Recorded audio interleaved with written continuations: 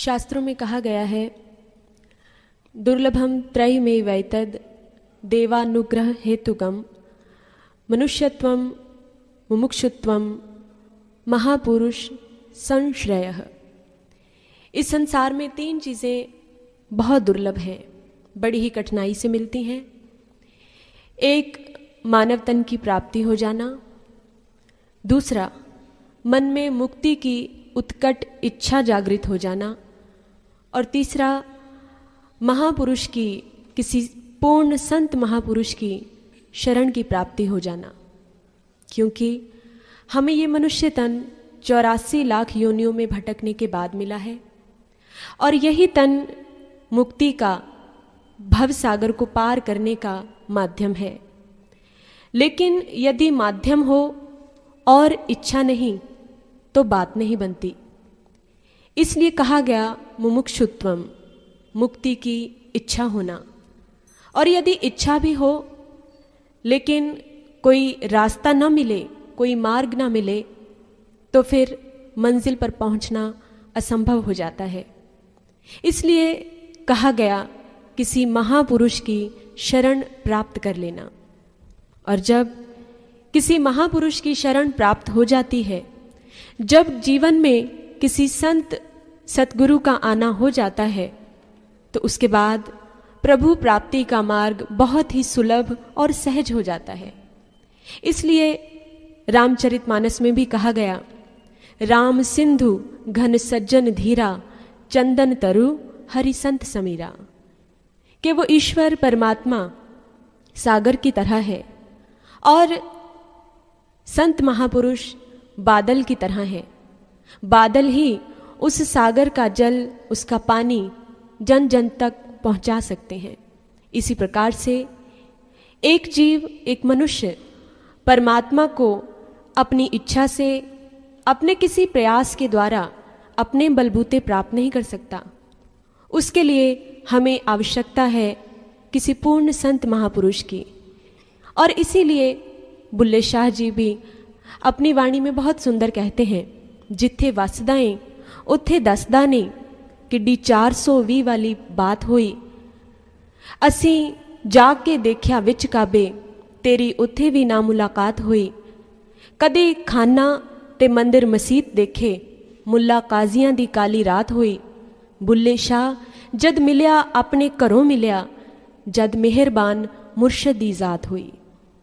इसलिए अनेकों प्रकार से हमारे महापुरुषों ने ये समझाया है कि अगर हम ईश्वर को पाना चाहते हैं तो किसी महापुरुष की शरण जाना होगा। और वो महापुरुष किसी भी देश काल में क्यों ना पैदा हुए हों, उनका उद्देश्य एक ही रहा करता है, किस प्रकार से सोई हुई मानवता को जगाया जाए, किस प्रकार से बुझे हुए दीपक को जलाया जाए, अज्ञान अंधकार में फंसे हुए व्यक्ति को ज्ञान का प्रकाश दिखलाया जाए। और ऐसी ही एक सुंदर रचना श्री दसम ग्रंथ साहिब जी में से ली हुई, दशम पातशाही श्री गुरु गोबिंद सिंह जी द्वारा रचित एक शब्द हम श्रवण करने जा रहे हैं, जिसके द्वारा गुरु साहिबान हमें ये समझाने की कोशिश कर रहे हैं, हमें ये समझाने का प्रयास कर रहे हैं कि हे व्यक्ति, ऐ मनुष्य, यदि तू ईश्वर को, उस प्रभु को पाना चाहता है तो तुझे क्या करना होगा। अगर तू अपने इस भटकाव को समाप्त करना चाहता है सदा सर्वदा के लिए, तो कौन सा ऐसा मार्ग है, कौन सा ऐसा रास्ता है जिसके द्वारा उसको पाया जा सके। आइए बड़े ही प्रेम श्रद्धा भाव सहित हम गुरु गोबिंद सिंह जी की इस पावन सुंदर रचना को श्रवण करते हैं इस शब्द के माध्यम से।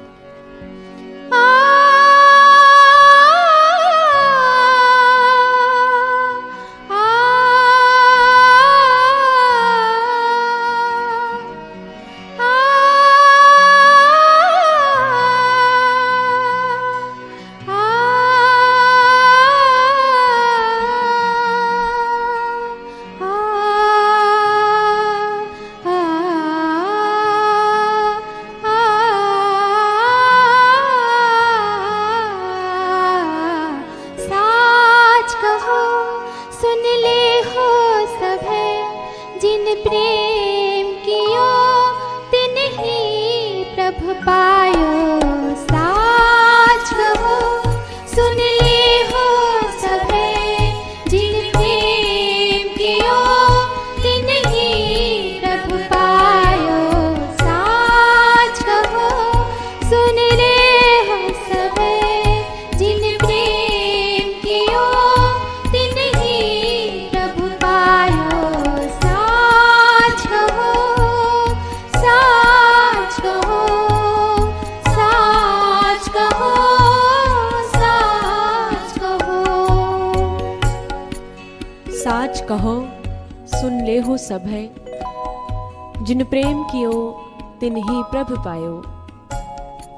गुरु गोविंद सिंह जी बड़ा ही सुंदर समझा रहे हैं। जो कोई भी उस ईश्वर को पाना चाहता है, बस एक ही शर्त है, जिसने प्रेम किया है वो उसको पा लेता है। प्रेम अपने आप में एक बहुत ही अनूठा शब्द है। सांसारिक लोग जिसे प्रेम कहते हैं, वो प्रेम नहीं, वो मोह है, वो धोखा है, वो सेल्फ डिसेप्शन है। प्रेम तो सुधा है, अमृत है, पीयूष है, और मोह जैसे किसी ने दूध में जहर घोल दिया हो। और प्रेम जब भी संसार में किसी ने किया है, तो वो केवल संतों ने ही किया है। और इसीलिए संत मीराबाई जी भी कहती हैं, मायरी मैंने गोविंद ली नो मोल। उन्होंने गोविंद को मोल ले लिया, खरीद लिया। क्या किसी सांसारिक दौलत से, क्या किसी धन दौलत से, संपदा से? नहीं। मीरा के प्रभु गिरिधर नागर आवत प्रेम के मोल। वो ईश्वर, वो परमात्मा केवल प्रेम के मोल ही खरीदा जा सकता है, वो प्रेम के ही मोल बिकता है। लेकिन संसार में सभी लोग आज मोह की नींद में सोए हुए हैं, और महापुरुष हमें जगाने के लिए आते हैं। वो हमें कहते हैं कि उठो, इस मोह की नींद से जाग जाओ, क्योंकि he is the only object to be loved. इस संसार में अगर कोई प्रेम करने योग्य है, तो वो केवल और केवल ईश्वर ही है, परमात्मा ही है। और हमारे मन में ईश्वर का प्रेम, ईश्वर के लिए प्रीति कैसे पैदा हो? बिन गुरु प्रीति न उपजे, होम में मैल न जाए। जब तक हमारे जीवन में गुरु नहीं, तो हमारे मन में ईश्वर के प्रति प्रेम, प्रीति पैदा नहीं हो सकती। जब तक हमें ज्ञान की प्राप्ति नहीं हुई, हमारी मैं समाप्त नहीं होती, हमारा अहंकार खत्म नहीं होता। और जब तक ऐसा नहीं संभव होता, तब तक प्रेम भी पैदा नहीं हो सकता। लेकिन इस रहस्य को न जानने के कारण ही आज मनुष्य भटक रहा है। अनेकों प्रकार से हम कोशिश करते हैं उस ईश्वर को पाने की, बड़े प्रयास करते हैं, लेकिन असफल रहते हैं। इसलिए गुरु गोविंद सिंह जी हमें बहुत सुंदर समझा रहे हैं कि हे मनुष्य, अगर तुम्हें उस परमात्मा को पाना है, तो तुम्हें अपनी मनमति को छोड़ना होगा और वो कार्य करना होगा जो हमारे महापुरुषों ने किया है। समझाते हुए क्या कह रहे हैं, आइए श्रवण करते हैं।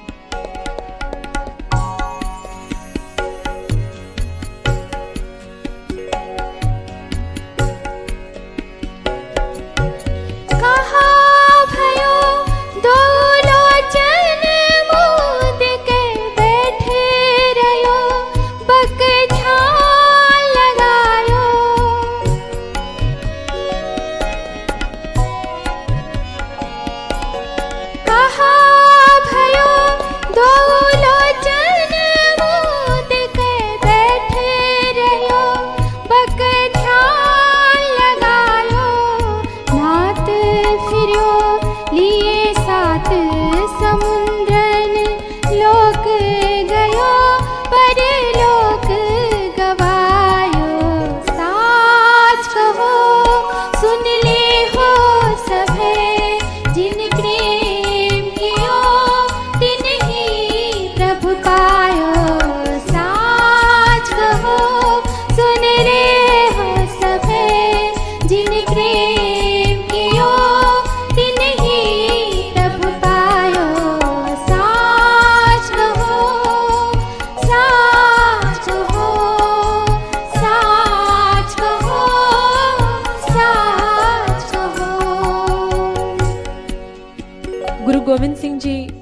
हमें समझाते हुए कहते हैं, कहा भयो दो लोचन मूंद के बैठ रहे हो बक ध्यान लगायो। उन्होंने ऐसे लोगों पर कटाक्ष किया है जो भगवान के नाम पर लोगों की श्रद्धा को लूटते हैं, जो पाखंड करते हैं, प्रपंच करते हैं, जो सफेद वस्त्र पहनकर बैठ जाते हैं, नेत्र मूंद कर बैठ जाते हैं।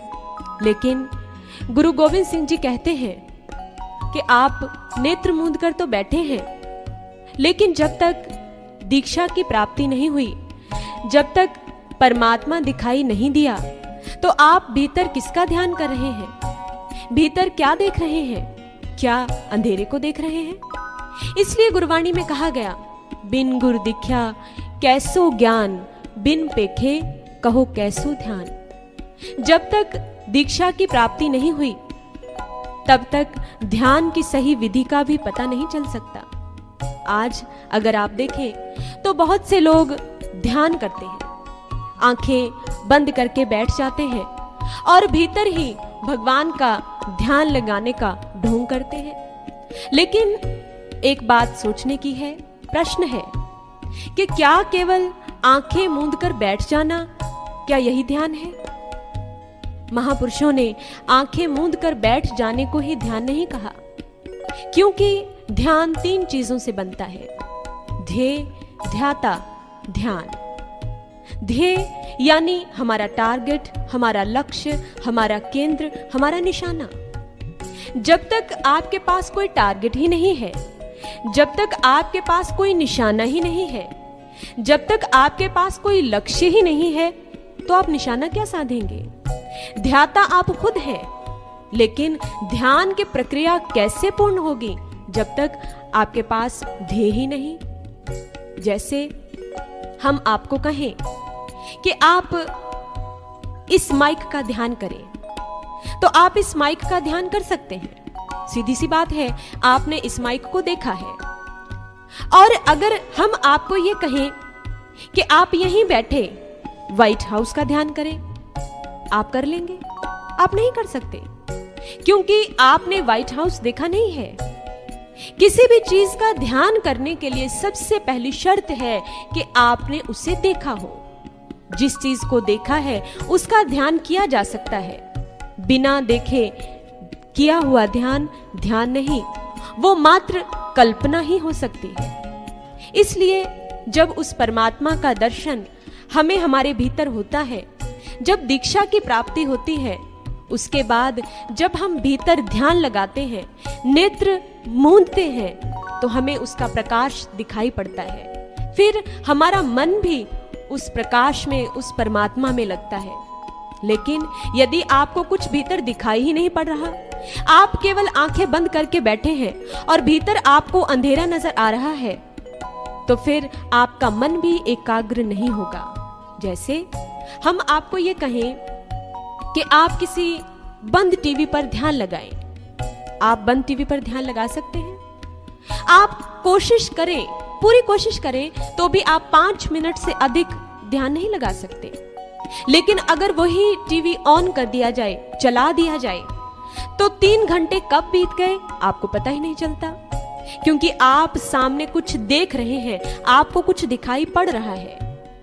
इसीलिए महापुरुषों ने कहा कि जब तक दीक्षा ही नहीं मिली, जब तक परमात्मा का दर्शन ही नहीं हुआ, तो तुम्हें ध्यान की सही विधि का ज्ञान नहीं हो सकता, तुम ईश्वर का दर्शन कर नहीं सकते। यही गुरु साहिब जी हमें समझाने का प्रयास कर रहे हैं। लेकिन कुछ लोगों का कहना है कि गुरु गोविंद सिंह जी ने तो नेत्र मूंदने की निंदा की है। यहां हमारी छोटी सी भूल है समझने की। उन्होंने ऐसा नहीं कहा और न ही उनके कहने का ऐसा कोई भाव था। वो तो मात्र उन लोगों को समझाना चाहते थे जो केवल और केवल पाखंड ही कर रहे हैं, जो बगुले की तरह हैं। बाहर से तो बड़े ही धर्मात्मा दिखाई पड़ते हैं, लेकिन उनकी दृष्टि हमेशा नीचे की ओर ही लगी रहती है। उनके मन की वृत्ति हमेशा नीचे की ओर है, ऊपर प्रभु की तरफ नहीं है। यही गुरु गोविंद सिंह जी हमें समझाना चाहते हैं कि यदि ईश्वर को देखा नहीं, परमात्मा का दर्शन नहीं हुआ, तो फिर तुम क्या अपने इन 2 नेत्रों को मूंद कर बैठे हो, क्योंकि इससे कोई लाभ होने वाला नहीं है। आगे वो हमें समझाते हुए कहते हैं, नहात फिर्यो लिए 7 समुद्रन, लोक गयो पर लोक गवायो। एक बड़ा ही उत्तम संदेश है हमारे लिए। अक्सर ये कहावत है कि तीर्थ में स्नान करने से हमारे सारे पाप धुल जाते हैं। अक्सर लोग ये सोचते हैं कि अगर हम स्नान कर लेते हैं तो हम पवित्र हो जाते हैं। मुझे एक घटना याद आती है स्वामी रामकृष्ण परमहंस जी के जीवन की। कहते हैं कि एक बार वो कहीं से जा रहे थे और मार्ग में उन्हें एक दुष्ट व्यक्ति दिखाई पड़ा, जो कि अच्छे विचारों का नहीं था, जिसने बड़े गलत काम बहुत बार किए थे और उसके कोई ऐसी विशेष धर्म में रुचि भी नहीं थी। जब वो जा रहा था तो रामकृष्ण परमहंस जी पूछते हैं कि भाई तुम कहां जा रहे हो? तो वो व्यक्ति कहने लगा कि मैं गंगा स्नान करने जा रहा हूं। रामकृष्ण जी कहने लगे, ये तो बड़ी अच्छी बात है, लेकिन मेरे मन में एक विचार है। मैं प्रश्न पूछता हूं तुमसे कि मैं तो ये जानता हूं कि तुम्हारी धर्म में कभी रुचि नहीं रही और तुमने अनेकों बार ऐसे गलत काम भी किए हैं, फिर आज ये विचार कैसे आया? तो वो व्यक्ति कहने लगा कि वो विचार मुझे ऐसे आया क्योंकि मैंने आप जैसे ही संतों से सुना है कि यदि स्नान कर लिया जाए, यदि गंगा स्नान कर लिया जाए तो सारे पाप धुल जाते हैं। रामकृष्ण परमहंस जी कहते हैं, ठीक है, ऐसी बात है तो एक बात मेरी और सुनो कि जब तुम स्नान करने जाओगे तो गंगा के किनारे बहुत से पेड़ लगे रहते हैं। जैसे ही तुम स्नान करने के लिए जल में प्रवेश करोगे तो तुम्हारे सारे के सारे पाप पेड़ पर चढ़ के बैठ जाएंगे और जैसे ही तुम स्नान करके बाहर आओगे तो वो फिर तुम पर चढ़ जाएंगे, फिर सवार हो जाएंगे। व्यक्ति पूछता है, ऐसी बात है? रामकृष्ण कहते हैं, हाँ ऐसी ही बात है। अब एक ही उपाय है, या तो तुम गंगा में डुबकी लगा के ही रखना। व्यक्ति कहता है, ऐसे कैसे हो सकता है? रामकृष्ण मुस्कुरा पड़े, अगर ऐसा नहीं हो सकता तो तुम उस वास्तविक तीर्थ को जानो। ऐसा नहीं है कि हमें स्नान नहीं करना चाहिए, हमें तीर्थ स्नान नहीं करना चाहिए, गंगा नहीं नहाना चाहिए, करना चाहिए, लेकिन साथ ही महापुरुषों ने कुछ समझाने की कोशिश की है। स्नान आप करें, लेकिन उसके वास्तविक अर्थ को जान लें, उसके रहस्य को समझ लें, क्योंकि महापुरुषों ने कहा, घट ही तीर्थ नावा। अगर आप तीर्थ जाना चाहते हैं, स्नान करना चाहते हैं, तो अपने ही भीतर करें। भीतर कैसे करेंगे? तो ये भी हमारे शास्त्रों में कहा गया, त्रिवेणी संगमो यत्र तीर्थ राजः स उच्यते तत्र स्नानम प्रकुर्वेत सर्व पापै प्रमुच्यते। हमारे शरीर में जहां 3 नाड़ियों ईड़ा, पिंगला और सुखमना का शुभ संयोग होता है, वही स्थान प्रयागराज है, तीर्थों का राजा प्रयागराज है। और उस जगह पर स्नान करने से हमारे मन की मैल धुलती है। आज हम शरीर की मैल तो धो लेते हैं, लेकिन मन मैला रहता है, और वो मन धुलता तब है जब हम अपने घट में ही उस तीर्थ में स्नान करते हैं, उस प्रभु के आनंद में गोता लगाते हैं, तो फिर मन के सारे विकार धुलते हैं, पाप धुलते हैं। यही संदेश गुरु गोविंद सिंह जी हमें देना चाह रहे थे कि हे मनुष्य, तुम असली तीर्थ को जानो, तुम असली ध्यान को जानो, उसके बाद जो आनंद होगा वो वर्णन करने में नहीं आता। आइए श्रवण करते हैं गुरु साहिब जी आगे क्या समझा रहे हैं। बास कियो बिखियान सो बैठ के ऐसे ही ऐसे सुबह बितायो, काहुल पाहन पूज धरो सिर, काहुल लिंग गरे लटकायो, काहुल पाहन पूज धरे सिर, काहुल लिंग गरे लटकायो,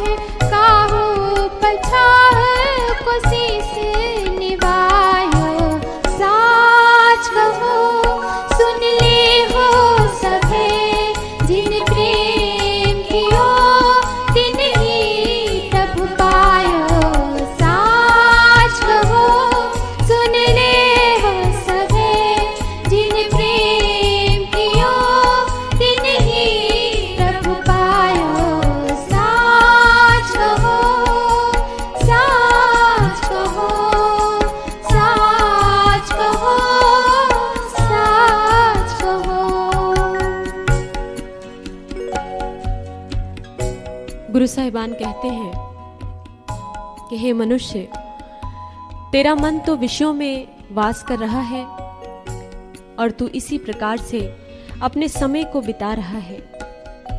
बहुत प्रकार से मनुष्य ईश्वर को पाने की कोशिश करता है। कहीं धार्मिक स्थानों पर जाता है, कहीं पूर्व दिशा में जाता है, कहीं पश्चिम दिशा में जाता है। अनेकों कोशिश करता है, लेकिन ईश्वर की प्राप्ति नहीं हो पाती, क्योंकि हमारा मार्ग, हमारी दिशा सही नहीं, हमारा रास्ता वो रास्ता नहीं, हमारा ढंग वो ढंग नहीं जो महापुरुषों ने कहा है, हमारी विधि वो विधि नहीं जो संतों ने बताई है। इसलिए किसी ने बड़ा अच्छा कहा, न जोगी बनके उसे वीरानों में ढूंढो, न याचक बनके उसे बुत खानों में ढूंढो। अगर ख्वाहिश है उसके दीदार की, तो उसका नूर अपने दिल के आईने में ढूंढो। अगर हम ईश्वर को पाना चाहते हैं तो उसके लिए कहीं बाहर जाने की जरूरत नहीं, कहीं बाहर जाने की आवश्यकता नहीं। अगर उसको पाना चाहते हैं तो अपने ही भीतर, इसी मनुष्य शरीर के भीतर प्रवेश पाने की वो विधि जाननी होगी, वो तरीका जानना होगा। एक बारी की बात है कि गुरु तेग बहादुर जी कहीं से जा रहे थे। मार्ग में उन्हें कोई व्यक्ति मिला। तेग बहादुर जी पूछते हैं कि हे भाई, तुम कहां जा रहे हो? वो व्यक्ति कहने लगा, मैं परमात्मा को पाने जा रहा हूं, मैं उससे मिलने जा रहा हूं। तो गुरु तेग बहादुर जी कहने लगे, काहे रे बन खोजन जाई, सरब निवासी सदा अलेपा, तो ही संग समाई। पुहुप मध जो बास बसत है, मुकुर माही जैसे छाई, तैसे ही हरि बसे निरंतर, घट ही खोजो पाई। ए मानव, यदि तुम्हें ईश्वर को पाना है, यदि उसके दर्शन की इच्छा है, तो उसके लिए तुम्हें कहीं बाहर भटकने की जरूरत नहीं है। तुम्हें अपने भीतर जाना होगा। जैसे फूल के बीच में, पुष्प में उसकी सुगंधी, उसकी महक समाई रहती है, जिस प्रकार से दर्पण में परछाई छिपी रहती है, इसी प्रकार तुम्हारा प्रीतम, तुम्हारा प्रभु, तुम्हारा परमात्मा कहीं बाहर नहीं, वो तुम्हारे ही भीतर है। उसको देखना है, उसको पाना चाहते हो तो अपने भीतर जाओ। ऐसी ही धारणा भगवान श्री कृष्ण के समय बन गई थी। उस समय भी लोग ये सोचते थे कि अगर प्रभु को पाना है, अगर परमात्मा का दर्शन करना है, तो उसके लिए वनों में जाना होगा, उसके लिए जंगल में जाना होगा, उसके लिए सब कुछ छोड़ना पड़ेगा। और श्री कृष्ण इस धारणा को तोड़ना चाहते थे। इसलिए जब उन्होंने अर्जुन को उपदेश दिया, तो उस समय उन्होंने ये नहीं कहा कि हे अर्जुन, चलो युद्ध के मैदान के बाहर चलते हैं। उन्होंने उसी स्थान पर, युद्ध के मैदान में, जहां पर इतना शोरगुल है, जहां पर चारों ओर सेनाएं खड़ी हैं, जहां पर घोड़ों की हिनहिनाहट है, हाथियों की चिंगाड़े हैं, जहां पर इतनी बड़ी विशाल सेनाएं हैं, वहीं पर अर्जुन को आत्मा का ज्ञान, ब्रह्म का ज्ञान दिया। वहीं पर अर्जुन को दीक्षा प्रदान की। और उन्होंने ये नहीं कहा कि हे अर्जुन, तू एक बड़ी सी माला ले आ और कृष्ण कृष्ण कर, बल्कि वो बड़ी अद्भुत बात कहते हैं कि हे अर्जुन, हे पार्थ, तू युद्ध भी कर और मेरा सुमिरन भी कर। ये कैसे संभव हो?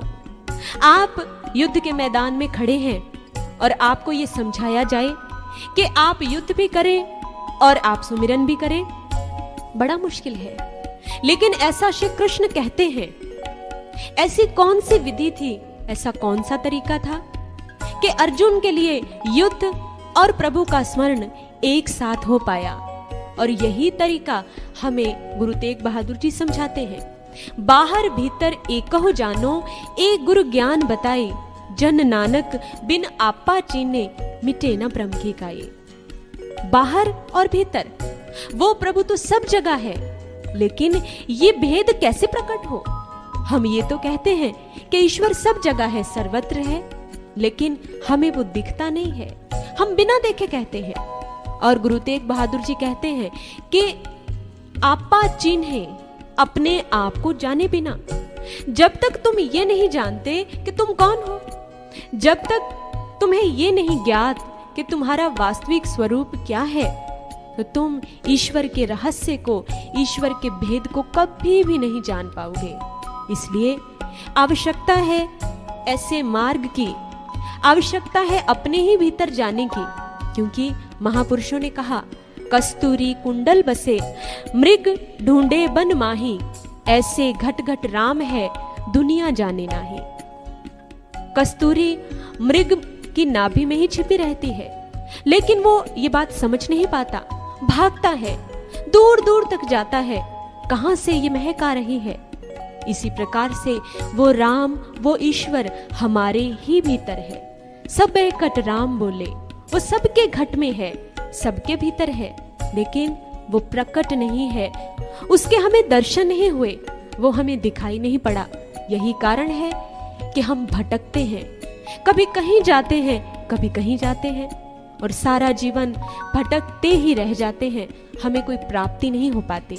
इसलिए आवश्यकता है हम अपने भीतर जाएं, अपने भीतर बैठे उस राम, उस ब्रह्म, उस परम शक्ति को पहचाने, जिसे पहचानने के बाद हमारे जीवन में शांति आती है, सुख आता है, चैन आता है। यही गुरु गोविंद सिंह जी हमें समझा रहे हैं।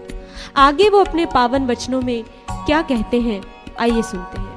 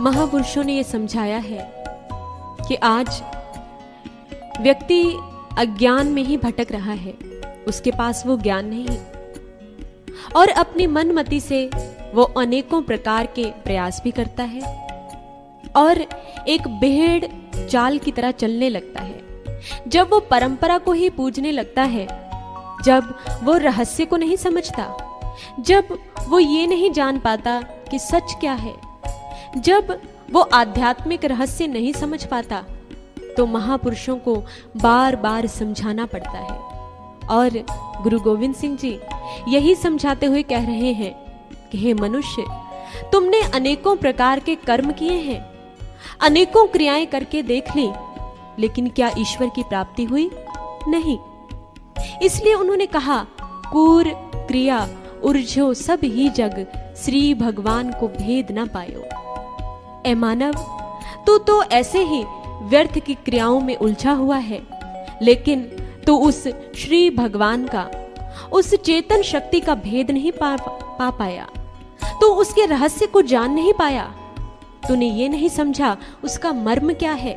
और जब तक भेद नहीं जानेगा, जब तक रहस्य नहीं जानेगा, तुम्हारा कल्याण नहीं।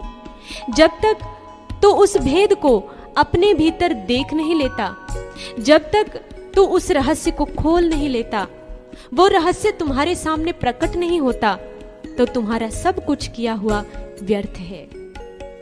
एक घटना मुझे याद आती है, रामचरितमानस में वर्णन आता है उस समय का, जब प्रभु श्री राम सीता जी और लक्ष्मण जी सहित वन की ओर प्रस्थान कर जाते हैं। जैसे ही वो अपने मित्र निषाद राज से मिलके आगे की ओर बढ़ते हैं, तो रास्ते में गंगा नदी पड़ती थी। अब श्री राम उस नदी को पार करना चाहते थे और उसको पार करने के लिए उन्हें किसी नाव की जरूरत थी। और वो देखते हैं कि नदी के धारा में एक किनारे पर केवट बैठा हुआ है नाव पर। और जैसे ही श्री राम ने केवट को देखा तो वो लक्ष्मण से कहते हैं कि लक्ष्मण, अब हम इसी नाव के सहारे नदी को पार कर लेंगे। लक्ष्मण भी सहमत हो गए और श्री राम ने केवट से नैया की मांग की। श्री राम कहते हैं, केवट, क्या तुम हमें गंगा पार ले जाओगे? क्या तुम हमें नदी के उस पार ले जाओगे? तो केवट ने ध्यान ही नहीं दिया कि श्री राम क्या कह रहे हैं, उसने सुना ही नहीं। श्री राम ने फिर से कहा, केवट, क्या तुम हमें गंगा पार ले जाओगे? क्या हमें तुम उस पार ले जाओगे? केवट ने फिर नहीं सुना। और अब की बार लक्ष्मण जी बोले कि केवट, प्रभु श्री राम तुमसे कुछ कह रहे हैं, तुमसे नैया की मांग कर रहे हैं और तुम हो कि सुन ही नहीं रहे। तो केवट ने जो उत्तर दिया बहुत ही सुंदर उत्तर है। तुलसीदास जी लिखते हैं अपनी चौपाइयों में, मांगी नाव न केवट आना, कहूँ तुम्हार मर्म मैं जाना। प्रभु की बात सुनकर केवट कहने लगा कि हे प्रभु, मैं नाव नहीं लाऊंगा क्योंकि मैं आपके मर्म को जानता हूं। देखिए, हमारे शास्त्र हमें कुछ संदेश देते हैं, वो एक रहस्य प्रकट करते हैं, वो हमें कुछ समझाना चाहते हैं। और केवट का ये संवाद आध्यात्मिकता की ओर संकेत करता है। केवट ने कहा कि हे प्रभु, मैं नाव नहीं लाऊंगा क्योंकि मैं आपके मर्म को जानता हूं, मैं आपके भेद को जानता हूं। केवट का ये कहना कि मैं जानता हूं हमें कुछ समझाना चाहता है। केवट जानने की बात करता है और हमारे सभी संतों महापुरुषों ने, समस्त शास्त्र ग्रंथों ने जानने की ही बात की है। जैसे कबीर जी कहते हैं, जानी जानी रे राजा राम की कहानी, मैंने उस राम की कहानी को जान लिया। जैसे श्री अरविंद जी कहते हैं, I don't believe in God but I know God, मैं केवल परमात्मा में विश्वास ही नहीं करता, मैं उसे जानता भी हूं। जैसे हमारे ऋषि वेदों में कहते हैं, वेदाहमेतम पुरुषम महांतम आदित्यम वर्णम तमसः परस्तात् तमे विदित्वाति मृत्युमेति नान्यः पंथा विद्यते यनाय। कि मैं उस परम पुरुष को जानता हूं, मैं उस महान पुरुष को जानता हूं जो सूर्य की भांति अत्यंत प्रकाशवान है, अंधकार से अत्यंत परे है और जो मृत्यु सागर से पार होने का, इस भव सागर से पार होने का एकमात्र मार्ग है। उसको जाने बिना इस भव सागर से, इस मृत्यु सागर से पार कभी भी नहीं जाया जाता। और इसी बात को तुलसीदास जी रामचरितमानस में कहते हैं, जाने बिन नहीं होई प्रतीति, बिन प्रतीति होई नहीं प्रीति, प्रीति बिना नहीं भक्ति दिड़ाई, जिमी खगपति जल कै चिकनाई। हे मनुष्य, अगर तुम ईश्वर को जानते नहीं हो तो तुम्हारे मन में ईश्वर के प्रति प्रेम पैदा नहीं हो सकता। जब तक प्रेम नहीं तब तक विश्वास नहीं, और जब तक विश्वास नहीं तो हमारी भक्ति दृढ़ नहीं हो सकती। इसलिए जानना आवश्यक है। दो चीजें होती हैं, एक जानना और एक मानना। हम सभी ईश्वर को मानते तो हैं लेकिन हम जानते नहीं। कोई कहता है कि मैं श्री राम को मानता हूं, कोई कहता है मैं श्री कृष्ण को मानता हूं, कोई देवी मां को मानता है, कोई भगवान शिव को मानता है। अर्थात हमारी जिस भी आराध्य में, इष्ट में श्रद्धा है, हम उसको मानते ही हैं, लेकिन हम कभी ये नहीं कहते कि हाँ मैं श्री राम को जानता हूं, मैं श्री कृष्ण को जानता हूं। हम ऐसा नहीं कहते, हम सिर्फ मानते हैं। और महापुरुषों ने कहा कि वो ईश्वर, वो शक्ति समय समय पर अपने शरीर रूप बदल कर आई है, लेकिन वो एक ही रही है। युगों युगों तू बदले चोले, हर नए रूप में तू समझाए, पर हम तेरा रूप न जाने, नए नए धर्म चलाए। वो हर युग में समय समय पर अपने शरीर बदलती हुई आई। ज्योत उहा जुगती साई, वो एक ही ज्योति थी, और वो तरीका भी एक था, लेकिन बार बार काया बदलती रही, शरीर बदलता रहा, लेकिन हम केवल शरीर को ही पहचान पाए, हम उस शक्ति को नहीं पहचान पाए। और जब तक उस शक्ति को नहीं जानेंगे, जब तक उस शक्ति को नहीं पहचानेंगे, तो हमारा कल्याण संभव नहीं। एक बारी की बात है कि साईं बाबा, शिरडी के साईं बाबा, उनके पास एक बार एक व्यक्ति आया और वो कहने लगा कि बाबा, मेरी बड़ी इच्छा है कि मैं आपको अपने घर भोजन परोसूं, आप मेरे घर आना, क्या आप आएंगे? बाबा कहने लगे, हाँ मैं जरूर आऊंगा, क्यों नहीं आऊंगा, लेकिन एक शर्त है कि तुम मुझे पहचान लेना। व्यक्ति कहता है, हाँ बाबा आप आना, मैं आपको जरूर पहचान लूंगा। समय हुआ, दिन निश्चित हो गया। उस व्यक्ति ने बड़े ही प्रेम से खाना बनाया, भोजन बनाया और इंतजार करने लगा। शाम हो गई लेकिन बाबा नहीं आए। अचानक जब वो प्रतीक्षा कर ही रहा था तो द्वार पर एक कुत्ता आया और झट से घर में प्रवेश कर गया। जैसे ही उस कुत्ते ने प्रवेश किया तो उस व्यक्ति ने डंडा उठाया और 2-4 डंडे उसको लगा दिए। कुत्ता घर से भाग गया। बड़ा इंतजार किया लेकिन बाबा तो नहीं आए। अगले दिन वो फिर से बाबा के पास पहुंचा और कहने लगा, बाबा आप तो आए ही नहीं, मैंने आपकी इतनी प्रतीक्षा की। तो बाबा कहने लगे कि मैं तो आया था। व्यक्ति कहने लगा कि बाबा आप कब आए, मैंने तो आपको देखा नहीं। तो साईं बाबा कहने लगे कि हम आए थे और डंडे भी खाए थे। वो व्यक्ति हैरान रह गया, बाबा वो आप थे, आप फिर आना, मैं आपको अवश्य पहचान लूंगा। बाबा कहते हैं ठीक है। फिर अगले दिन इंतजार शुरू हुआ। उस व्यक्ति ने भोजन बनाया और प्रतीक्षा करने लगा। जब प्रतीक्षा कर रहा था तो द्वार पर एक भिखारी आया। फटे वस्त्र थे, बड़ी ही दयनीय अवस्था थी। उस व्यक्ति ने जब देखा कि भिखारी मेरे घर पर आ गया है, उसने उसको बहुत बुरा भला कहा और भेज दिया। फिर इंतजार शुरू हुआ लेकिन बाबा नहीं आए। व्यक्ति फिर बाबा के पास पहुंचा और पूछने लगा, बाबा आप क्यों नहीं आए? बाबा कहने लगे कि भाई मैं तो आया था लेकिन तुम्हें मेरी बदबू ही नहीं जची, मैं क्या करूं? व्यक्ति कहने लगा, महाराज अब से ये दोबारा गलती नहीं होगी, अब आप जरूर आना।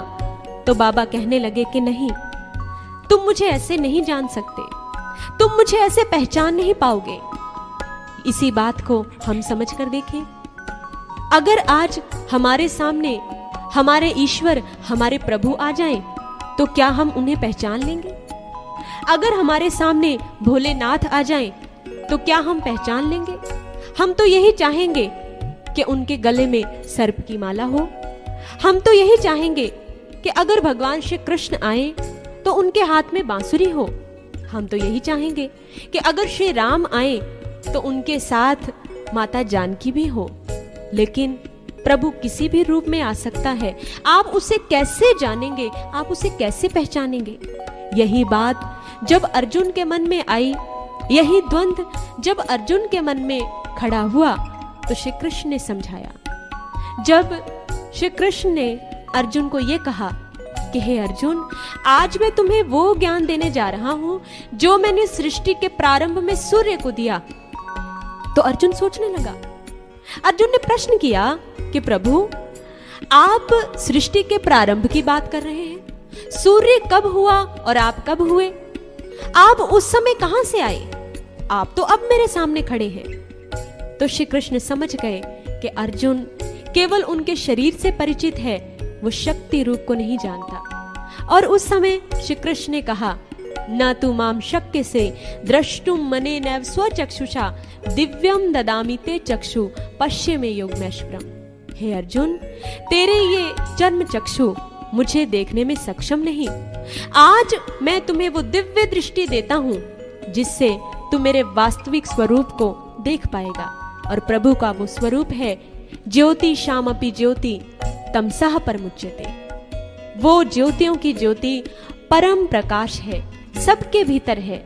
उसी को कहा गया सहज प्रकाश रूप भगवाना, कि वो ईश्वर प्रकाश रूप है, सबके भीतर है, वो ज्योत सबके अंदर है, लेकिन हम उसे आज तक देख नहीं पाए। और उसे कौन दिखाएगा? उसे दिखाने वाला कौन है? जे पुरख नदर न आवई, तिसका क्या कर कहिया जाए, बलिहारी गुरु आपने जिन हृदय दिता दिखाए। जिस ईश्वर को, जिस परम प्रकाश को, जिस ज्योति को हम खुद नहीं देख पाते, अपने किसी प्रयास से नहीं देख पाते, उसको गुरु दिखाता है।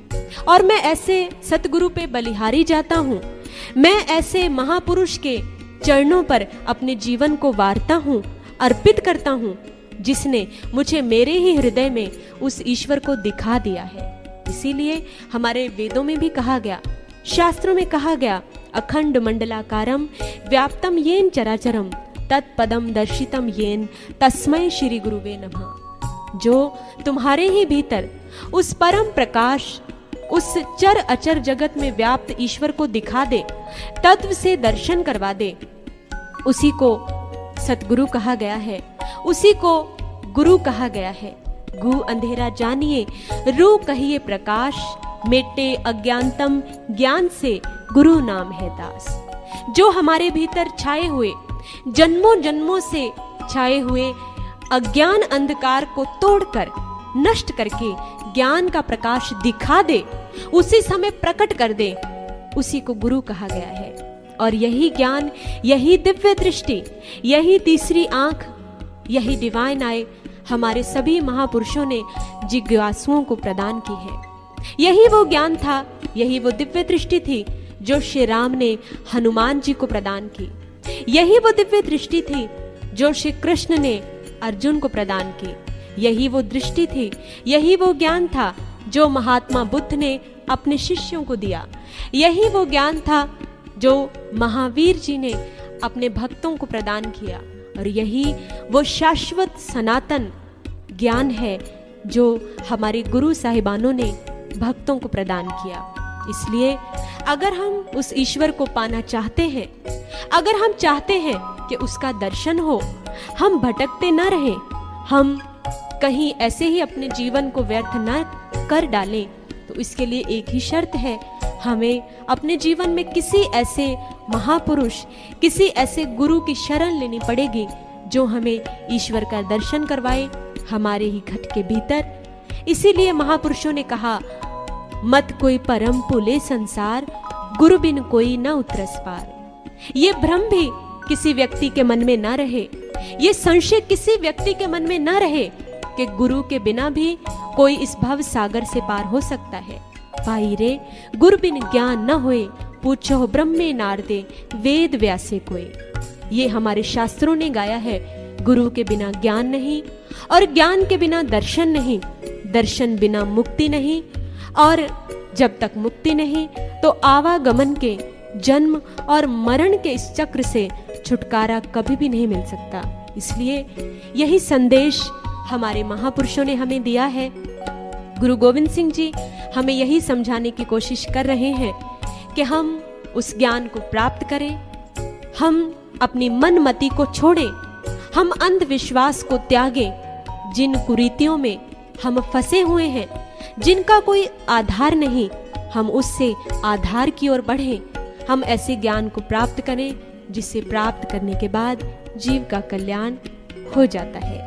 और यही संदेश हमें गुरु साहिबान दे रहे हैं। हम सभी इसको तन मन से आत्मसात करें। साच कहो सुन ले हो सभे, जिन प्रेम कियो तिन ही प्रभु पायो। साच कहो सुन ले हो सभे, जिन प्रेम कियो तिन ही प्रभु पायो। साच कहो